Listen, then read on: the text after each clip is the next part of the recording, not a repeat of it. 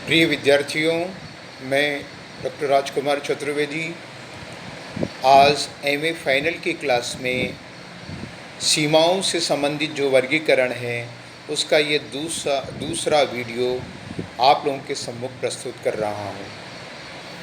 सीमाओं के वर्गीकरण में हमने देखा भू आकृतीय सीमाएं पर्वत द्वारा, नदियों द्वारा, झील द्वारा, मरुस्थल द्वारा बनती है।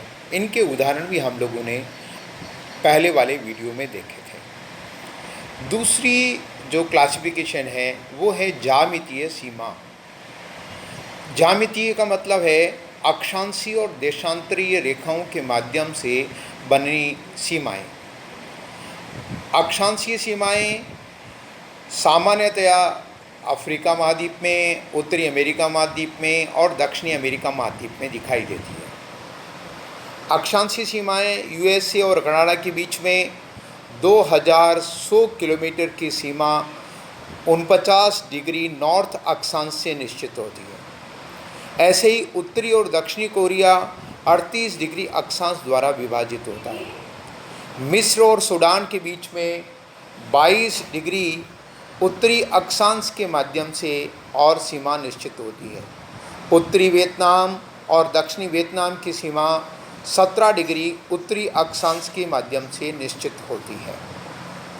देशांतरीय सीमाओं में कनाडा और अलास्का की सीमा 141 डिग्री पश्चिमी देशांतर द्वारा और इसी प्रकार 141 डिग्री पूर्वी देशांतर द्वारा पश्चिमी इरियन, इंडोनेशिया एवं पापुआ न्यू गिनी की सीमा निश्चित की जाती है। इस प्रकार से और भी अनेक देशों की सीमाएं अक्षांश व देशांतर रेखाओं द्वारा निश्चित है, जिसमें अफ्रीका महाद्वीप की सीमाएं ज़्यादा है।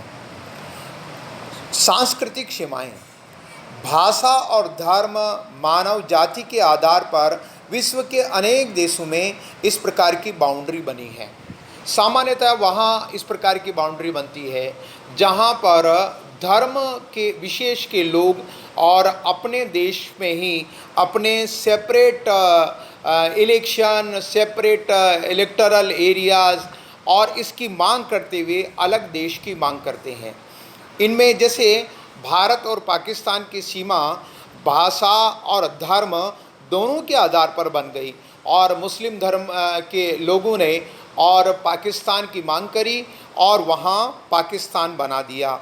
और ऐसे ही भारत से पूर्वी पाकिस्तान जो मुस्लिम बहुल था और वह भारत से इसी आधार पर और अलग हुआ और वर्तमान में यह बांग्लादेश के नाम से जाना जाता है। इसी प्रकार से इज़राइल और अरब देशों की सीमा भी धार्मिक सीमाएं हैं।